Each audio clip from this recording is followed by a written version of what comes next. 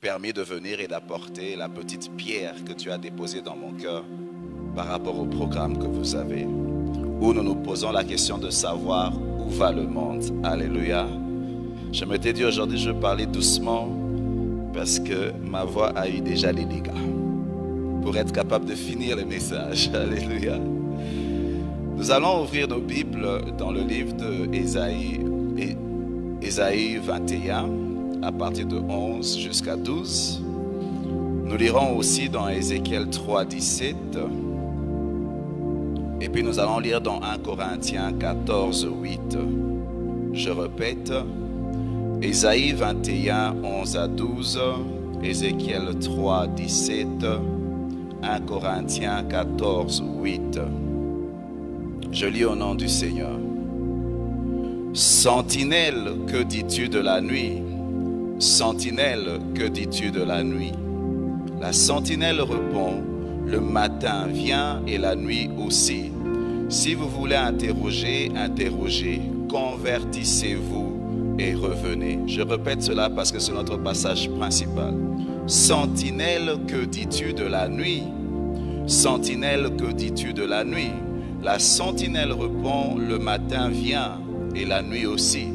Si vous voulez interroger, interrogez, convertissez-vous et revenez. Ézéchiel 3, 17. Fils de l'homme, je t'établis comme sentinelle sur la maison d'Israël. Tu écouteras la parole qui sortira de ma bouche et tu les avertiras de ma part. 1 Corinthiens 14, 8. Et si la trompette rend un son confus, qui se préparera au combat? Nous pouvons nous asseoir. Sentinelle, sentinelle, que dis-tu de la nuit? Nous avons passé, je ne sais pas, 4 mois confinés, on est resté à la maison, les églises ont été fermées, les gens ne peuvent pas voyager. Moi, je suis confiné au Congo. Et on se demande, mais pourquoi est-ce que Dieu a permis que le monde bouge comme ça? Parce que je ne crois pas que le diable a le pouvoir de bouger le monde sans que Dieu ne le permette. Alléluia. Je ne crois pas que le diable a le pouvoir de bouger le monde sans que Dieu le permette. Dieu a le dernier mot sur la terre. La terre lui appartient. Ça veut dire quoi? Lorsqu'on est bougé, même si c'est le diable qui le fait, même ceux qui le fait, mais Dieu a permis. Il a permis. Souvenez-vous de Job, alors que le diable voulait le toucher. C'était un serviteur de Dieu. Le diable ne pouvait pas le toucher tant que Dieu ne l'ait pas permis. Le diable n'a aucun pouvoir de toucher l'église à moins que Dieu le permette. Le diable n'a pas le pouvoir de fermer les églises à moins que Dieu le permette. Si nous regardons les choses dans ce sens, nous allons comprendre qu'il y a un message. Pourquoi Dieu a permis au diable de fermer nos églises? Lorsque nous parlons de où va le monde, l'église a tendance à parler de bientôt l'antichrist vient, bientôt ceci vient. Oui, mais le message du coronavirus, le message de ce qui s'est passé n'est pas seulement adressé au monde, il est adressé à l'église. Et aujourd'hui, je veux plus parler de l'église que du monde. Alléluia. Je veux te dire que Dieu nous a parlé à haute voix à travers le coronavirus. Dieu a parlé, Dieu a crié. C'est comme lorsque Jésus était mort. Lorsqu'il est mort à la croix, qu'est-ce qui s'est passé? Le voile s'est déchiré du haut en bas. Alléluia. C'était un message de la part de Dieu disant que les choses anciennes sont passées. Il y a une nouvelle dispensation. On n'a plus besoin d'apporter le sang jusque dans le lieu très saint parce que le sang de Jésus avait fait le travail. Le voile s'est déchiré.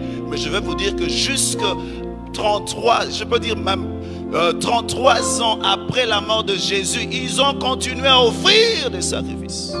Ça veut dire quoi? Dieu a parlé, mais sûrement quelqu'un a dit non, moi je peux coudre le voile. Il est venu là recommencer à coudre. Et ils allaient au temple en train d'adorer, en train d'offrir à Dieu, alors que Dieu dit je ne suis plus là. Je ne suis plus là.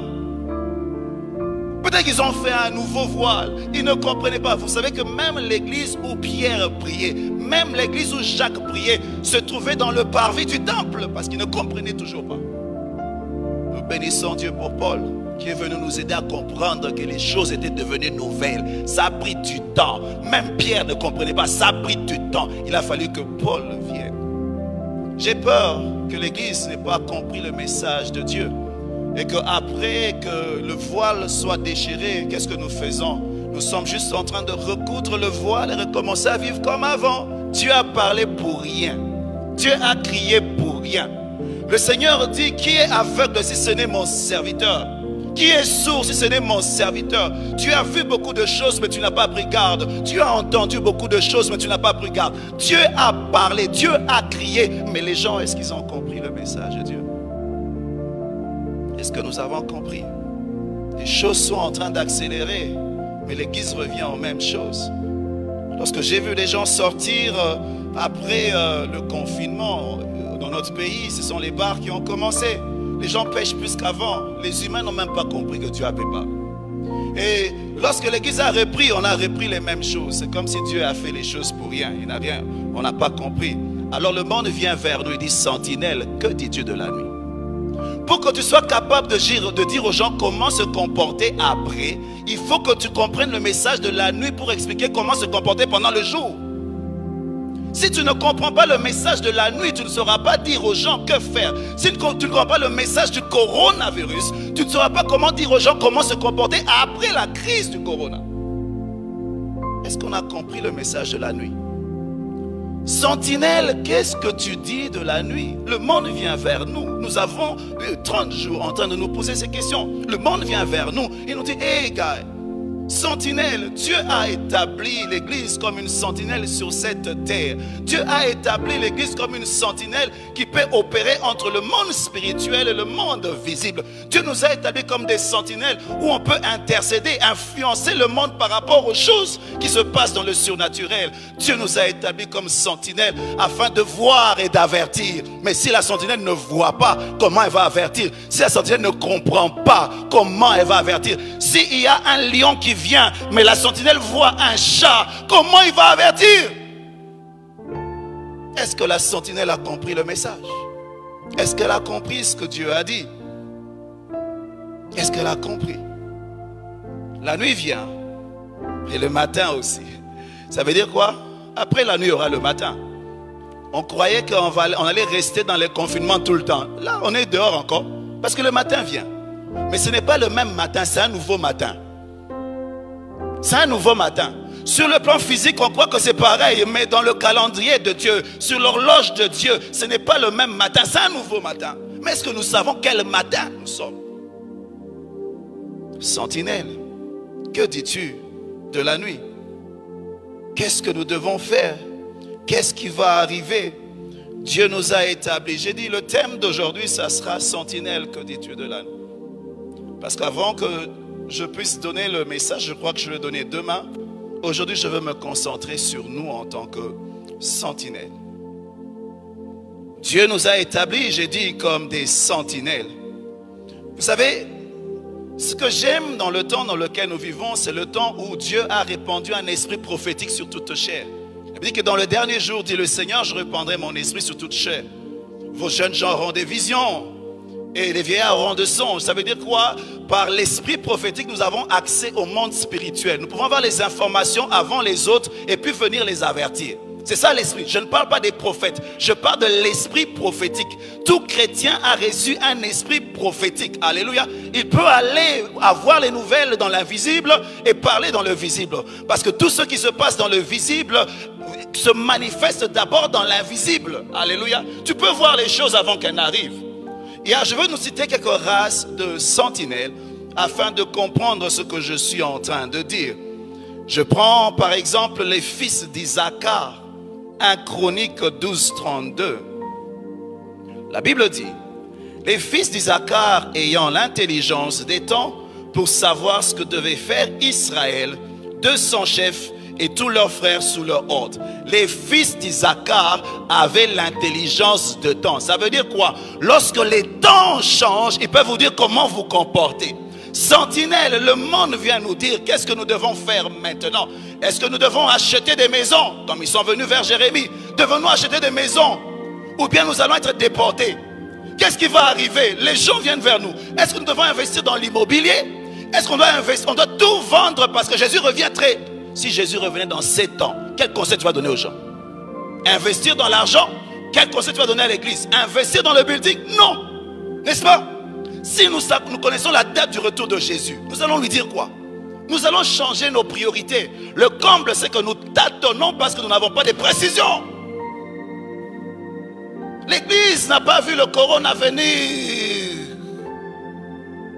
Un signe prophétique fort. Vous savez, par rapport à l'horloge, un événement comme ça, on ne l'a jamais vécu.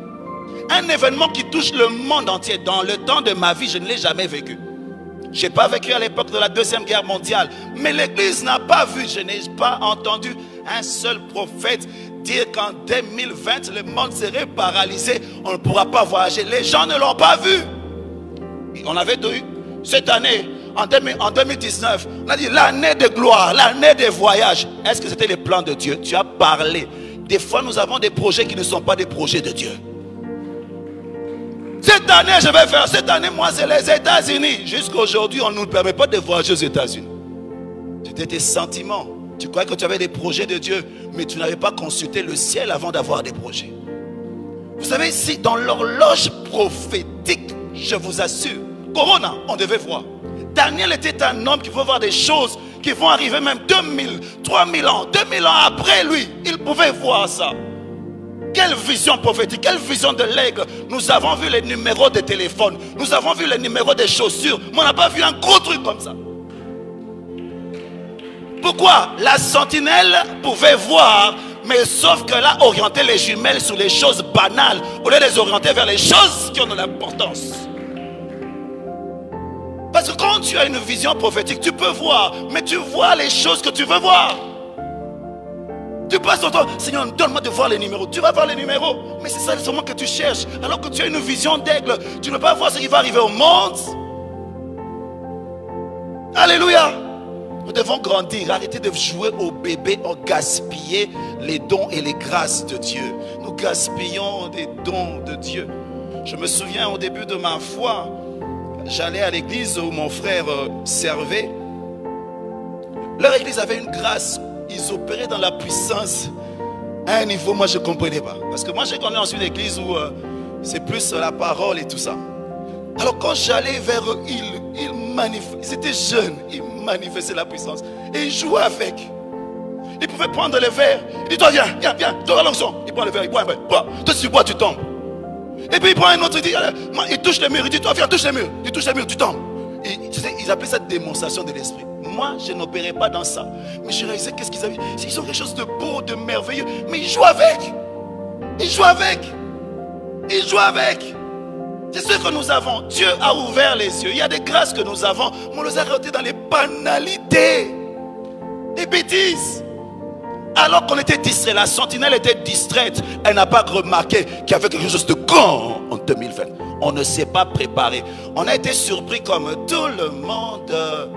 C'est comme ça que vous voyez quoi? Même les gouvernements ne viennent pas vers l'église pour leur dire que faire. Ils vont vers Bill Gates. Pourquoi? Bill Gates avait prédit ça.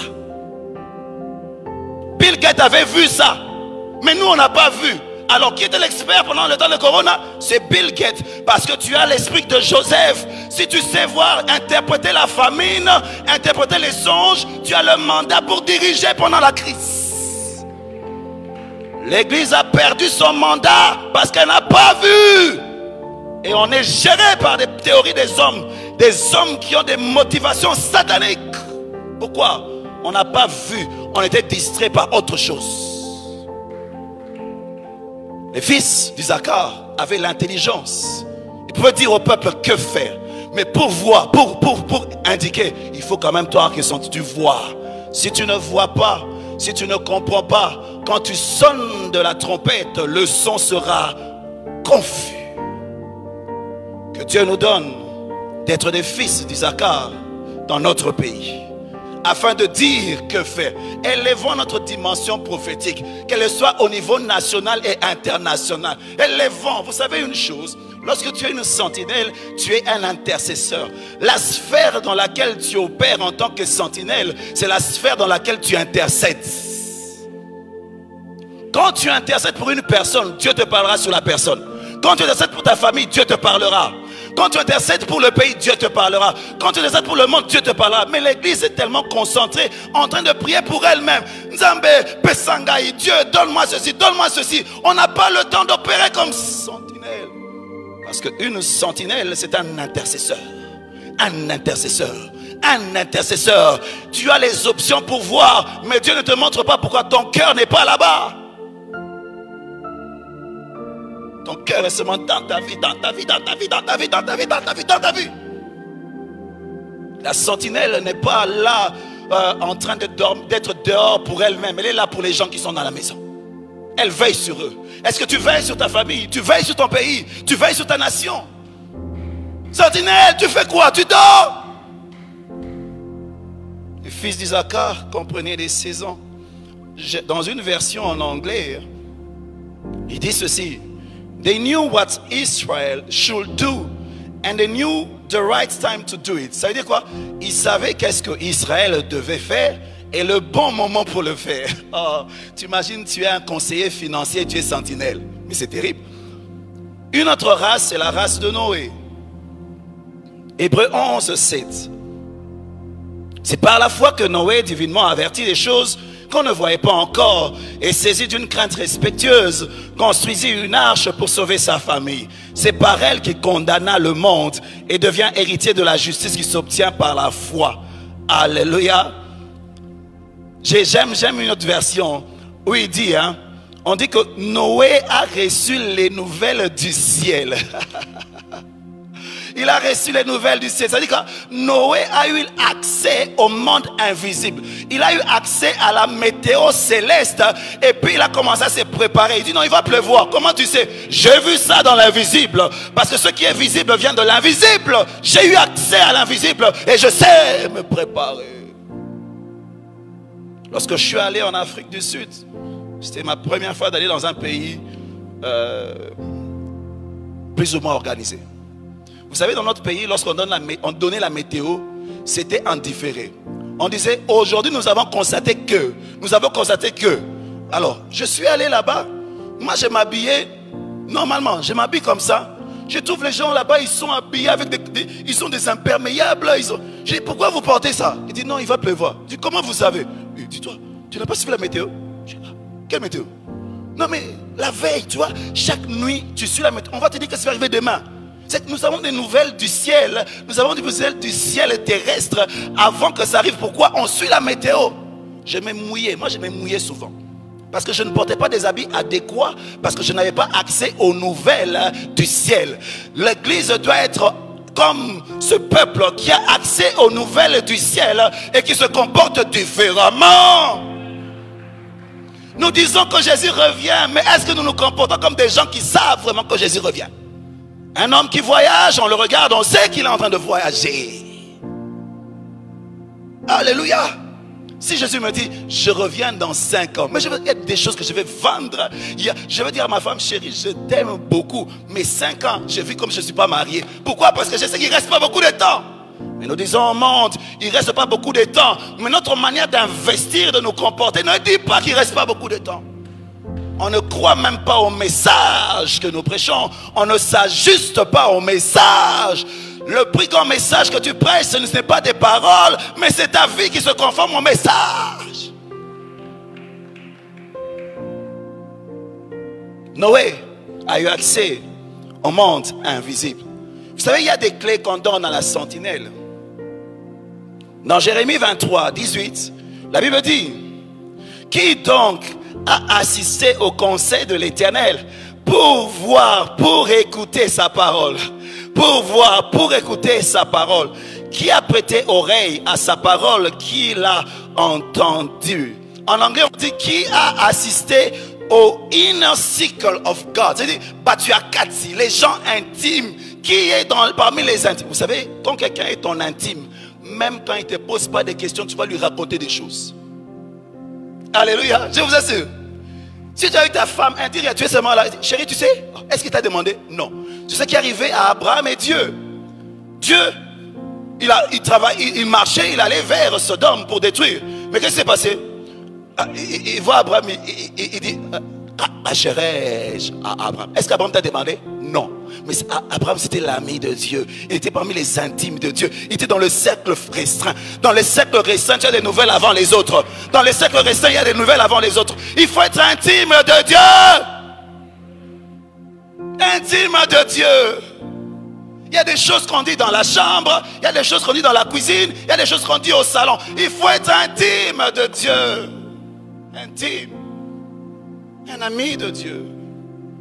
Un ami de Dieu. Parce que Dieu prend plaisir à se révéler.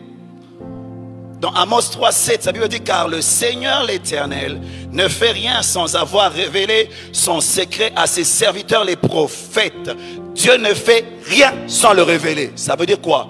Dieu avait révélé ça, mais personne n'a vu.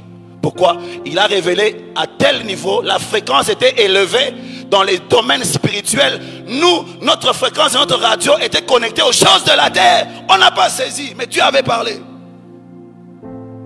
J'ai dit Dieu avait parlé.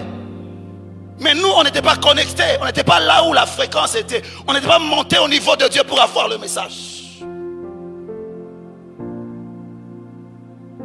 Dans Apocalypse 4:1, le Seigneur dit: après cela, je regardais, et voici une porte était ouverte dans le ciel. La première voix que j'avais entendue, comme le son de la trompette, et qui me parlait, dit: monte ici, je te ferai voir ce qui doit arriver dans la suite. Monte ici, ne reste pas en bas, monte ici. Il y a un appel de la montagne pour voir. Il y a un appel de la montagne. Moïse, je veux te parler, je veux te dire des choses, mais sépare-toi du peuple, laisse-les, monte sur la montagne. Moïse, sépare-toi des autres leaders, laisse-les, monte sur la montagne. Moïse, sépare-toi de Josué, monte, reste seul. C'est là que je vais me révéler à toi. Il y a un appel à la séparation. Il y a un appel à la consécration. Il y a un appel à un total dévouement à Dieu. Si on veut avoir les nouvelles d'en haut. Être des sentinelles utiles pour le monde. Monte. Un appel du lieu très saint.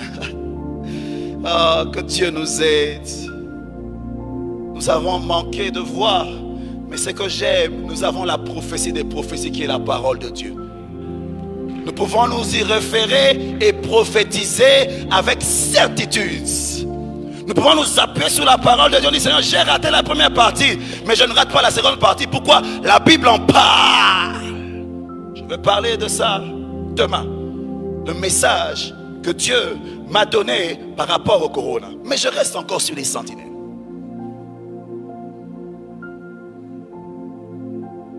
Habakkuk 2:1 dit: j'étais à mon poste et je me tenais sur la tour. Je veillais pour voir ce que l'Éternel me dirait. Je veillais à mon poste.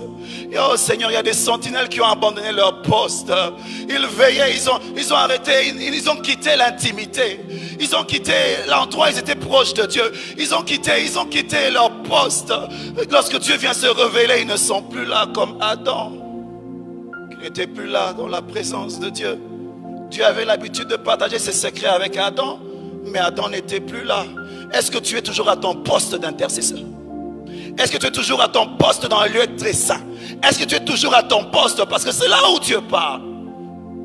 Vous savez, il y a des gens qui ont des relations bizarres avec Dieu. Lorsqu'on parle par exemple dans le livre d'Apocalypse 3 sur l'église de Laodicée, Jésus dit que je me tiens à la porte et je frappe. Vous savez que c'est un message adressé à l'église. Ce n'est pas un message pour prêcher aux païens. C'est Jésus qui est en dehors de sa propre église. Comment ça s'est passé? Comment ça s'est passé? Jésus est en train de toquer à sa propre église. À l'intérieur, on prend les prix. On dit: on t'a pris. Non, moi je ne suis pas là-bas, je suis dehors. C'est le genre d'église qui est en train de se manifester dans ce temps. On parle de Jésus, mais il n'est même pas là-bas, il est dehors. On utilise seulement son nom. J'ai dit: on utilise seulement son nom. Quel est le message de la nuit? Parce que pour comprendre le message du jour, il faut comprendre le message de la nuit. Pourquoi Dieu a fermé nos églises? Pourquoi est-ce que Dieu a bougé nos programmes? J'ai dit: Dieu a bougé nos programmes. Ma femme m'a dit une chose. Elle me dit: chérie, je crois que Parce que vous savez, dans les pays occidentaux, on dit qu'un homme de Dieu, sa première responsabilité, c'est sa famille, ses enfants, et puis l'œuvre de Dieu après. Nous, normalement, en Afrique, on dit l'œuvre et puis la famille. Dieu maintenant nous a dit la vraie théorie. J'ai fait une année loin de ma femme et de mes enfants. Mais j'ai planté une église ici. Ma femme me dit, Louison, Dieu pour lui la priorité c'est son œuvre, nous on vient après. Est-ce que je vais avoir des amens? Je dis, est-ce que je vais avoir des amens? C'est ça le message de Corona pour moi. Concentre-toi sur l'œuvre parce que vous savez, hein, à cause des temps dans lesquels nous sommes, alléluia, j'aimais le message du pasteur Imba. À cause du temps dans lesquels nous sommes, si nous savons qu'on est vers la fin, nous devons, il y a des choses à nous. On dit non, pas maintenant. Pourquoi? Je dois me concentrer sur la vision. Le temps. Dieu a fermé nos églises. Pourquoi? Pourquoi? On était bien, non? On dansait, on avait nos séminaires. Une semaine de gloire, une semaine d'aigle, une semaine de crapaud, toutes ces choses-là. On les faisait. On faisait nos affiches avec des belles vestes. Et puis Dieu dit, je suis fatigué de ça. Fermé. Oh. Seigneur, mais on aimait. Qui vous a dit que j'aimais? Hein? Vous savez, lorsqu'on entend une prédication, souvent on l'écoute pour l'autre. Aujourd'hui, c'est à toi que je parle. Je ne parle pas aux païens, c'est à toi que je parle à l'église. Parce que Corona nous a parlé. Dieu nous a empêchés de venir prier à l'église. Mais on prie à la maison. Ça veut dire quoi? Il disait, tu passes beaucoup de temps à l'église, mais l'intimité avec toi c'est fini. Alors je vais te voir dans l'intimité. Dieu nous a parlé. Il ne faut pas qu'on puisse coudre le voile. Non, Dieu a parlé. Mais ce que je vois, les églises reviennent vers les mêmes choses que Dieu a fermées. On rêvait seulement d'ouvrir pour recommencer les mêmes choses. Alors que Dieu a parlé, montré qu'il a parlé pour rien. Donc les gens n'ont vraiment pas compris. Ésaïe 1, 18, à partir de 11. Qu'ai-je à faire de la multitude de vos sacrifices, dit l'Éternel? Je suis rassasié des holocaustes, des béliers et de la graisse des veaux. Je ne prends point plaisir au sang des taureaux, des brebis et des boucs. Quand vous venez vous présenter devant moi, qui vous demande d'essuyer mes parvis? Cessez d'apporter des vaines offrandes. Hey. J'en ai horreur, j'ai horreur de l'encens, des nouvelles lunes, des sabbats, des assemblées. Je ne puis voir le crime s'associer solennalité. Mon âme est vos nouvelles lunes et vos fêtes, elles me sont à charge. Je suis fatigué de les supporter. Quand vous étendez vos mains, je détourne de vous mes yeux. Quand vous multipliez les prières, je n'écoute pas. Vos mains sont pleines de sang. Là c'est un choc, hein? Les gens viennent comme ça avec des offrandes. Ils viennent comme ça avec des sacrifices. Ils viennent comme ça. Et puis tu dis, hey, stop, je suis fatigué. Pourquoi? Parce que vous êtes concentré sur les offrandes que vous donnez, sur vos chants. Mais moi, il y a des choses que je regarde qui me font mal. Il a dit, qui peut fermer ces églises? Corona a dit, mais voici, envoie-moi. Il a dit, mais voici, envoie-moi. Il dit, vas-y. Parce que quand Dieu ne trouve pas un ange pour faire le travail, il ne trouve pas un serviteur pour faire le travail, même le diable il lui permet de travailler. Lorsque Dieu a voulu emmener Job à une nouvelle dimension avec lui, il a utilisé le diable. Posons-nous la question, qu'est-ce qu'il y a? Dieu a vécu, il est resté Dieu 3 mois alors qu'on ne se rassemblait pas. Il n'a pas changé. Donc Seigneur, qu'est-ce qui te dérangeait? Dis-nous. Dis-nous. Parce que vous savez, avec les années, il y a des choses qu'on peut commencer à faire mal, mais on ne se rend pas compte. C'est là qu'il faut toujours un réveil, un réveil, un réveil. Dans l'histoire d'Israël, c'est comme ça. Ils servent Dieu bien et puis pouf, déclin. Un réveil, un réveil, un réveil, un réveil. Pourquoi sans les réveils continuels, l'église dort? Même l'épouse vierge qui est prête peut dormir. Il faut qu'un ange vienne pour le réveiller. C'est le message que je suis venu apporter. Je suis venu réveiller l'église. Parce qu'elle commence à servir Dieu avec ses propres standards.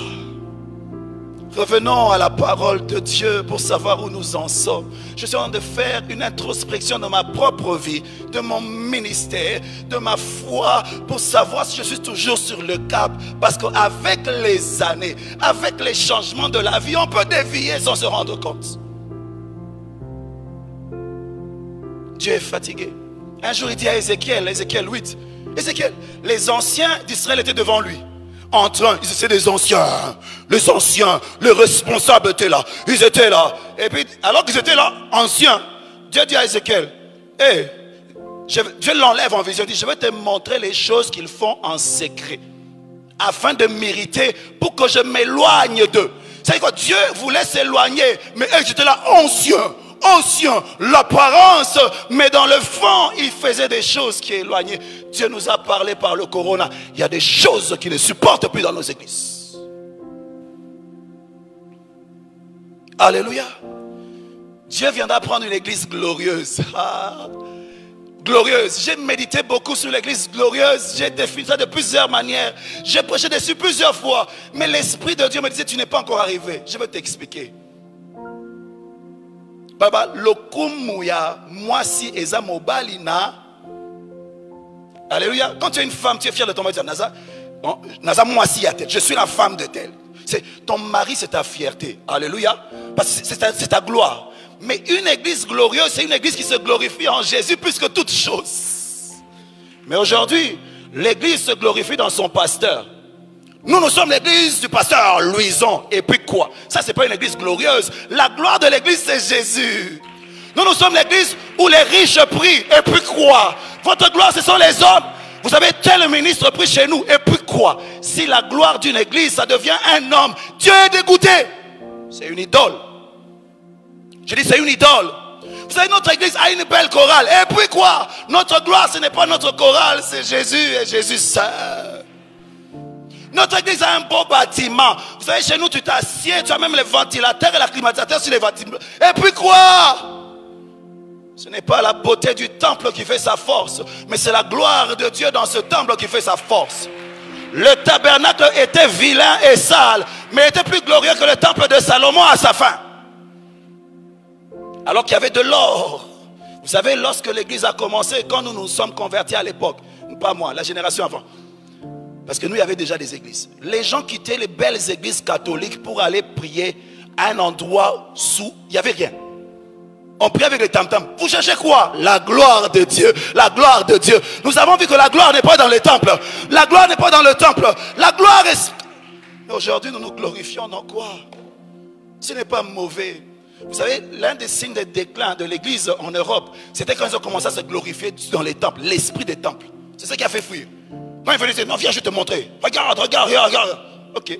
Mais est-ce que quand les malades viennent, ils sont guéris? Est-ce que les vies sont transformées? Est-ce que la parole est véritable? Parce que ce que je viens chercher ici, ce n'est pas un beau temple, mais c'est la présence de Jésus. Un Jésus glorieux. Un Jésus agissant. Jésus dit, l'église, je ne suis plus sa gloire, elle ne me cherche pas. Elle met des efforts sur autre chose, mais pas sur moi. Dit l'église, il a fermé notre beau temple. Parce qu'il avait envie qu'on menait des cellules des maisons. Nous, on aimait venir, on est nombreux, on est 10 000, on est 20 000. Il dit non, moi j'aime aussi quand vous êtes à 10, là où 2 ou 3 sont rassemblés en mon nom, je suis loi. Ma force n'est pas dans le nombre, mais ma force est dans la qualité des gens qui me cherchent. S'ils sont réels, je serai là. Il y a une course au méga church. Lorsque 2 pasteurs se rencontrent, la deuxième question c'est de savoir, ton église a combien de gens? Quand toi tu dis, moi j'ai 10 personnes, l'autre dit, moi j'ai 100 000. Vous ne pouvez pas être amis, les niveaux sont différents. Alors lorsque Dieu regarde, c'est seulement des serviteurs de Dieu. Mais nous respectons les hommes de Dieu en fonction de la grandeur de leur troupeau. Où est la gloire? La gloire est dans l'esprit de dénombrement. L'esprit de dénombrement dans l'église. Alléluia. Pas de l'efficacité, mais le nombre. Vous savez combien de gens sont réellement sauvés dans les nombres? On ne sait pas. Mais quand tu as peu de gens, tu sais les gérer. Il faut se diviser dans les cellules afin de prendre soin du peuple. Même quand on a un grand nombre, n'oublions pas, parce que Corona nous a dit que Dieu veut les cellules. Que je me répète, Corona nous a dit que Dieu veut les cellules dans les églises. C'était ça le message. Pendant 4 mois, les cellules ont permis aux gens de se maintenir. Dieu cherche encore les cellules. J'ai vu des églises qui ont abandonné la mission pour la construction des temples en pierre. Non, bâtissons les temples, mais n'oubliez pas que la priorité de Dieu, ce sont les temples faits d'hommes. Le cœur de Dieu est dans la mission. J'ai dit le cœur de Dieu est dans la mission. Et comment on sait où est le cœur d'une église? C'est combien vous investissez dans la mission. La mission doit avoir le plus grand budget dans l'église. Pourquoi? Parce que Jésus revient bientôt. Et la plus grande mission qu'il nous a envoyée, c'est d'aller faire des nations le disciple. Je suis venu nous parler du message du Corona. J'espère qu'il y aura des gens qui vont l'entendre. Sinon, qu'est-ce qui se passe? On a recommencé à vivre comme avant. Les changements qu'on avait fait pendant le Corona, on les a oubliés. Et puis on reprend les choses comme avant. Alors que Dieu avait parlé. Il avait parlé. J'ai dit, il avait parlé. J'ai dit, il avait parlé. Il y a un esprit que j'appelle l'esprit du dadisme à l'église. Où les pasteurs sont tellement grands, sont tellement papas. Tellement. On oublie qu'en fait que le Père c'est Jésus. Alléluia. On oublie. Les gens qui dominent sur le peuple. On ne donne pas l'importance à la fraternité dans l'église. Alléluia. Je parle à quelqu'un aujourd'hui. Je suis venu parler à l'église du monde entier. Je sais que la compassion est suivie dans le monde. Je parle du cœur de Dieu par rapport aux églises dans le monde. Trop de dadisme, peu de fraternité. Une chose peut être bonne, mais quand elle est exagérée, ça devient un déséquilibre. Nous avons eu un déséquilibre dans ce sens. Revenons au juste milieu. Alléluia. C'est bizarre. Lorsque le père spirituel réclame le respect, parfois il réclame, vous savez, il réclame plus de respect même que les pères biologiques. Pourquoi? Quand la Bible dit honore ton père et ta mère, c'est ton père biologique d'abord. Comment tu vas honorer ton pasteur alors que tu n'honores même pas ton père biologique? Ça, ce n'est pas normal. Et le niveau de respect que tu as pour ton pasteur, ton père ne peut même pas s'approcher. C'est qu'on ne comprend rien. La titromanie dans l'église. Vous savez, même dans l'église, il y a mon père, mon seigneur, mon cardinal, mon pape. Nous aussi, on a mon père, on a des archibishops, trishops, on a des titres. On cherche quoi? On cherche quoi? Et on croit que Dieu est content? Il est content? On a la course des titres, des vêtements bizarres. Vous croyez que Dieu est content? Dis, fermez-moi ces choses. J'ai dit, fermez-moi ces choses. Fermez-moi ces choses. Je suis venu parler à l'église aujourd'hui. Une course vers la grandeur. On va être le plus grand, le premier de ceci. Nous sommes, je suis ceci. Tu cherches quoi? Le plus grand doit être le serviteur de tous. On ne nous a pas demandé de faire une course vers la grandeur, mais une course vers l'utilité dans le royaume. Que Dieu nous aide. Je dis que Dieu nous aide. Que Dieu nous aide. On a fabriqué un christianisme, on se demande, on fait ça d'après quel modèle? Est-ce que c'est d'après la parole de Dieu? Tu as vu ça où? Mais non, on fait un christianisme d'après le modèle des États-Unis et du Nigeria. Je suis venu aujourd'hui parler à l'église. Ça fait mal, mais c'est le remède pour que tu changes. Maman a pris le contrôle dans l'église. Oh maman, maman est subtile. Il entre de plusieurs manières. On a élevé l'église. On a privatisé l'église. On a géré l'église comme une entreprise privée alors qu'elle appartient à Jésus. Je faisais les papiers de l'église. Mon avocat me dit, mais pasteur, mais dis-moi ça papier pour l'église. Ils ont ayoté, ils ont la communauté. Oui, ils ont la koufa pour l'église. L'église c'est Jésus. Si la koufa, ce n'est pas mon enfant qui va hériter, ce n'est pas à moi. C'est à Jésus. Je dis c'est à Jésus. C'est lui qui est mort pour l'église. C'est lui qui bâtit l'église. C'est pas à moi. Il m'a dit, oh, de son coup, oui, je vais vous mourir comme mon pasteur. Mon pasteur, il est mort. Celui qui lui a succédé, c'est un de ses fils spirituels parce que l'église ne lui appartenait pas. Il a laissé des comptes en banque avec de l'argent. L'église ne lui appartenait pas. Elle appartenait à Jésus. C'est lui la tête de l'église. Nous sommes le corps. Que Dieu nous aide. J'ai béni Dieu pour les paniers que nous mettons devant. Mais à un moment, c'est devenu une distraction. Tu prêches la repentance. Au lieu que les gens décident de changer, ils viennent donner l'argent scellé. Tu veux sceller quoi? Dieu veut que tu scelles avec ta vie. Si tu veux donner, mets ça dans une enveloppe, tu vas mettre ça à la fin.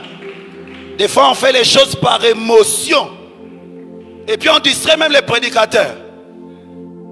Alléluia. Et ça m'a cambassé. Et ça l'a gâté. Et Sungi Biso Beko Liboso Pena m'a cassité.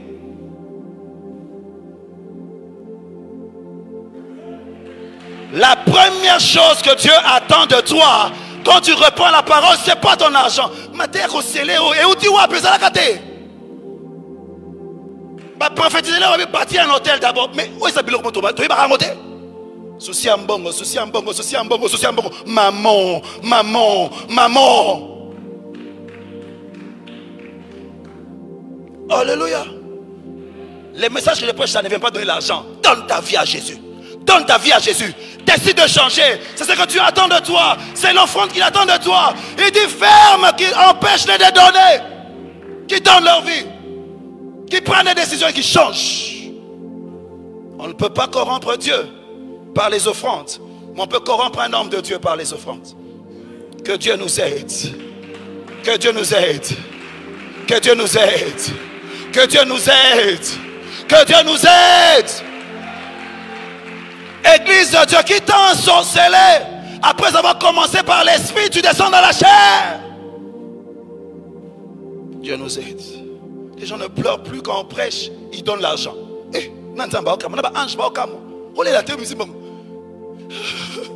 C'est comme si tu as ton enfant. Yo, salut ma belle. Hein, toi, tu as fait des bêtises. Hein? Mais comment tu veux faire ça? L'enfant se rentre. Il dit, oh, papa, prends. C'est ce que nous faisons à Dieu. Impoli. Impoli.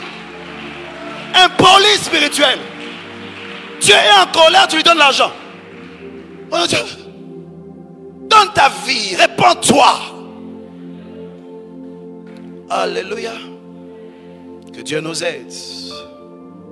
Nous avons amené de feux étrangers dans l'église. Comme Aaron et comme les fils d'Aaron. Des faux mouvements de l'esprit. Les gens n'ont pas peur d'amener l'occultisme à l'église. Dieu m'a dit que dans les temps qui viennent, il va commencer à frapper. Parce qu'il veut restaurer la crainte. Le jugement va commencer par la maison de Dieu. Parce qu'il veut restaurer la crainte de sa personne au milieu de l'église. Les enfants d'Aaron, dans le livre de Lévitique 10.1, ils emmènent un feu étranger. Vous savez ce qui s'est passé? Et puis Dieu dit, Dieu dit par Moïse, il dit à Aaron, ne pleure pas. Mais Dieu, tu as tué mes enfants, ne pleure pas. Il dit, je veux que mon nom soit sanctifié au milieu du peuple par l'élité. Ne pleure pas. C'est quel Dieu? On ne peut pas servir Dieu n'importe comment. Notre Dieu est redoutable. Ne pleure pas. Dieu nous aide. La liste est longue. Mais je vais m'arrêter quelque part. Que dire des veaux d'or où les gens se réjouissent, s'amusent, alors que Dieu ne s'amuse pas. Dieu est en colère, mais nous on rit. Nous sautons, mais Dieu... Que Dieu nous aide. Je vais avancer pour finir. Jésus, dans l'église de Laodicée, il se retrouve dehors. Comment tu es arrivé dehors? Il dit non, j'avais une intimité avec cette personne dans la chambre. Vous savez, l'intimité avec Dieu dans la chambre, c'est quand il n'y a personne. Tu pries, il n'y a personne. Tu pleures, il n'y a personne. Tu adores, il n'y a personne. Il n'y a personne pour voir. Et puis la personne dit non, moi la vie intime avec Dieu, je suis fatigué. Tu dis Jésus, va dans la cuisine.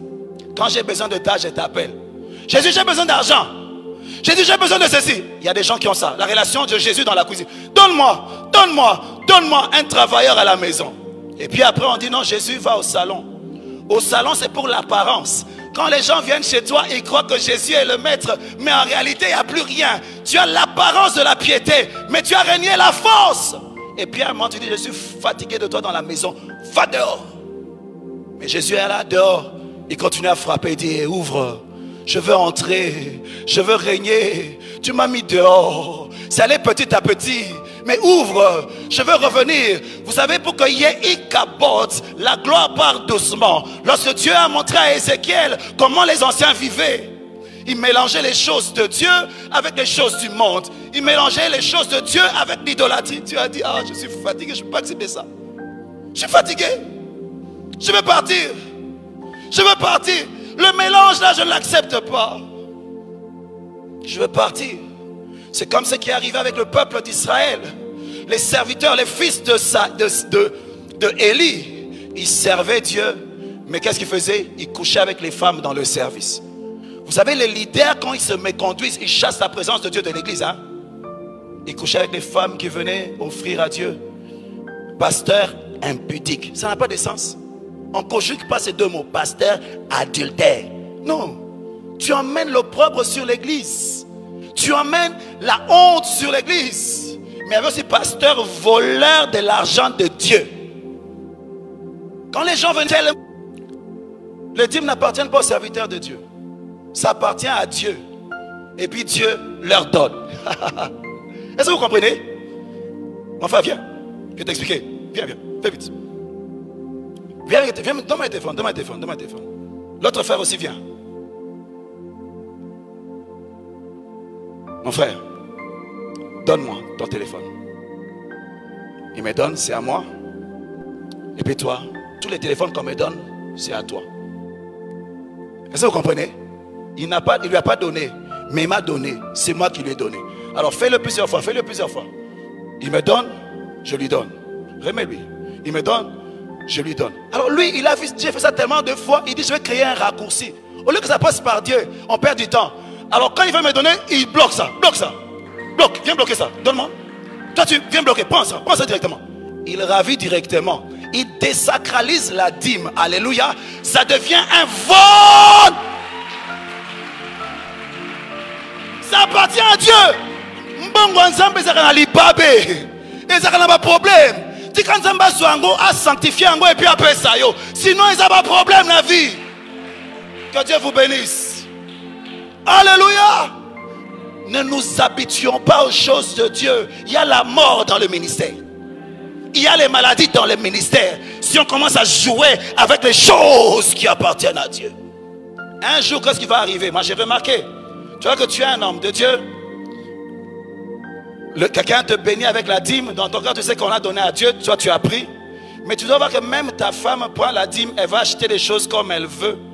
Elle croit que c'est à toi, alors que c'est sacré. Un jour, ma femme vient me voir et me dit quelqu'un m'a donné la dîme. Je vais l'acheter ça. J'ai dit, toi, tu es qui pour toucher à ces choses? Tu veux mourir? Et puis, je dis, donne-moi. Elle m'a donné. J'ai dit, ok, maintenant prends. Parce que, tu vois, c'est arrivé à destination, c'est devenu l'argent normal. Maintenant, là, moi, en tant que ton mari, je te donne. Mais elle peut court-circuiter. Elle croit que la dîme, c'est pour toi. Libabé! Vous me comprenez? Je dis des messages dangereux ici. Alléluia. Je vais atterrir. 10 minutes. Dieu a fermé aussi les aéroports. Vous savez, il y a des choses bizarres qui se passent. Dieu est fatigué du tourisme évangélique. Vous avez des gens qui ne voyagent pas pour servir Dieu. Il va visiter les pays. Oh, na poto, na le shawarma, na zongi. Si vous avez une photo, ça dit Moussala. Azo kosa kayo c'est l'anzambe. Aïnaka tourisme. Il voyage pour rien. Il voyage pour rien. Alléluia. Il voyage pour rien. Dieu est fatigué du commerce évangélique. Le commerce. Il y a des gens qui ont des commerces évangéliques. Ils voyagent pour avoir les offrandes. Il y a poto, il y a euro. Il y a États-Unis, il y a dollars. Ce n'est pas le cœur, ce n'est pas de servir. C'est un tourisme qu'il fait. Dieu dit Nalembi, Tikala Salam Moussala. Alléluia. Vous savez, normalement, les pasteurs, purs pasteurs, ne peuvent pas beaucoup voyager. Parce que leur responsabilité, c'est de prendre soin du troupeau. Il faut laisser les apôtres, les évangélistes voyager. Pourquoi? Les apôtres, leur ministère, c'est de faire avancer le royaume de Dieu. Ils doivent avoir des nouveaux territoires qu'ils sont en train de conquérir. Et l'église les suit. Alléluia.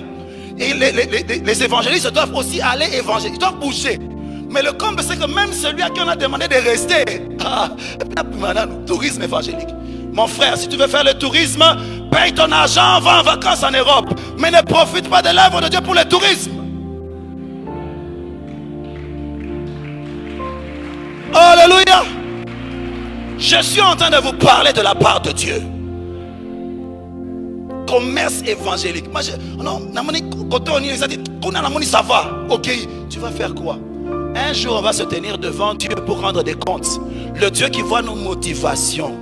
Le Dieu voit nos motivations. Il sait pourquoi tu voyages. Sans but, pourquoi voyager? Il faut être utile là où Dieu t'envoie. Alléluia. Il faut être utile là où Dieu t'envoie. Je veux atterrir. La nuit vient, mais le matin vient aussi. J'aimais ce qu'un homme de Dieu disait. Quand il y avait la crise de Corona, les gens attendaient que Jésus revienne. Il disait, Jésus ne va venir maintenant. Pourquoi? Parce que les gens n'achètent pas, ils ne vendent pas, ils ne se marient pas.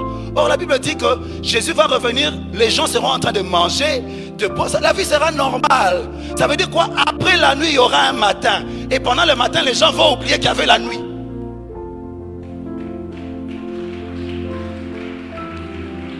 Il faut bosser normal. Et normal, aïe, comme un voleur. Alléluia. Il y a un matin qui vient. On a fermé les bars, mais on les a aussi ouverts. Les gens des bars ont fait quoi? Comme si de rien n'était. Pourquoi? Parce que c'est le matin. Ils n'ont pas compris le message de la nuit. Ils ne peuvent pas savoir comment se comporter pendant le matin. Mais ce qui est dramatique, c'est que l'Église fait la même chose. Après qu'il y ait la nuit, Dieu a parlé à haute voix. Nous reprenons les choses comme d'habitude. Alors que c'est un nouveau matin. Ce n'est pas le même matin. Je veux nous expliquer de nouveau matin demain. C'est un nouveau matin. Ce n'est pas un matin comme les autres. Même quand la bombe d'Hiroshima était descendue, il y a eu un matin, mais c'était un nouveau matin.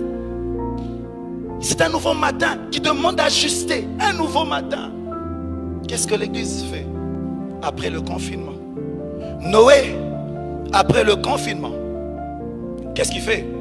Prenez l'exemple de la femme, les enfants de Noé, de Lot. On détruit Sodome et Gomorrhe. Tout le monde est mort. Ils ont vu ça. Mais dès qu'ils arrivent à un endroit sûr, qu'est-ce qu'ils font? Ils donnent à boire à leur papa, ils les violent. Ils continuent les habitudes de Sodome. Pourquoi? Parce que l'humain ne comprend pas le message de la punition. La seule chose qui peut changer les hommes, c'est l'évangile de Jésus. Alléluia. L'homme n'a pas peur. On peut le taper comme on veut. Il ne va pas changer. Il faut prêcher l'évangile. Dieu a puni Israël, mais ils n'ont pas changé. Dans le désert, ils n'ont pas changé. Parce que seul l'évangile peut changer les choses. Mais le comble, c'est que nous faisons comme Noé. Noé, après le confinement, il offre un sacrifice à Dieu. Waouh! Mais on ne savait pas que Noé aimait le vin. Nous, on ne savait pas. J'ai dit, nous, on ne savait pas que Noé aimait le vin. On a découvert ça seulement dans la Bible. Nous, on savait seulement que Noé était un homme juste, mais on n'avait pas ajouté qu'il aimait le vin. Mais après le confinement, Noé fait un peu des raisins. Il dit, hey, quand tu as déjà bu, tu sais comment ça fait. Il dit, oh, je vais un peu goûter. Il commence à boire et puis il se saoule. Il emmène la malédiction dans sa famille. Pourquoi? C'est un homme de Dieu qui est sorti du confinement, mais il a commencé avec une faiblesse. Ou bien il a continué avec une faiblesse. Mon frère, ma soeur, alors que tu es sorti de la nuit, change de vie. Ne viens pas avec les mêmes faiblesses. Change de vie. Ne viens pas avec les mêmes faiblesses. C'est comme ça qu'on dit, sentinelle, que dis-tu de la nuit? Il dit, le matin vient. Il dit, convertissez-vous. Pour changer. Pour pongo la mitema. Pour zongbongo la bis. Changez vos habitudes. Jérémie 18. Revenez chacun de votre mauvaise voie. Réformez vos voies et vos œuvres. Ésaïe 1,16. Il continue la pensée. Il dit ceci. Lavez-vous. Purifiez-vous. ôtez de devant mes yeux la méchanceté de vos actions. Cessez de faire le mal. Je suis fatigué. Cessez. Apprenez à faire le bien. Recherchez la justice. Protégez l'opprimé. Faites droit à l'orphelin. Défendez la veuve. Venez et pleudons, dit l'Éternel. Si vos péchés sont comme le cramoisi, ils deviendront blancs comme la neige. S'ils sont rouges comme la pourpre, ils deviendront comme la laine. Si vous avez de la bonne volonté et si vous êtes docile, vous mangerez les meilleures productions du pays. Mais si vous résistez et si vous êtes rebelle, vous serez dévorés par le glaive, car la bouche de l'Éternel a parlé. Repentez-vous, revenez à Dieu. Vous savez, alors que je finis, il y a une histoire dramatique qui est arrivée dans le jardin d'Éden. Adam et Ève ont péché. Et puis après, ils sont devenus nus. Parce que la gloire qui les couvrait, ils l'ont perdue. Qu'est-ce qu'ils ont fait? Au lieu de se repentir et de revenir à Dieu Pour retrouver l'état initial, ils ont fait des habits avec des feuilles. Ça veut dire quoi? Ils disent, nous avons couvert notre nudité, mais à notre niveau. Ils ont descendu de niveau. Ils n'étaient plus nus, mais ils n'étaient pas couverts comme Dieu voulait qu'ils soient couverts. Beaucoup de gens font la même chose. Ils ont baissé le niveau, mais au lieu de rentrer vers Dieu pour qu'il les restaure, ils ont une justice à leur niveau. C'est comme lorsqu'Israël, on avait volé les boucliers d'or. Au lieu de chercher des boucliers d'or, ils ont fait des boucliers d'argent. Ils ont toujours des boucliers, mais le standard est bas. Église de Dieu, pour vivre dans le réveil, le standard de notre vie doit toujours être la parole de Dieu. La parole de Dieu. Alors nous revenons à Dieu, nous disons, Seigneur, par rapport à ta parole, je suis descendu.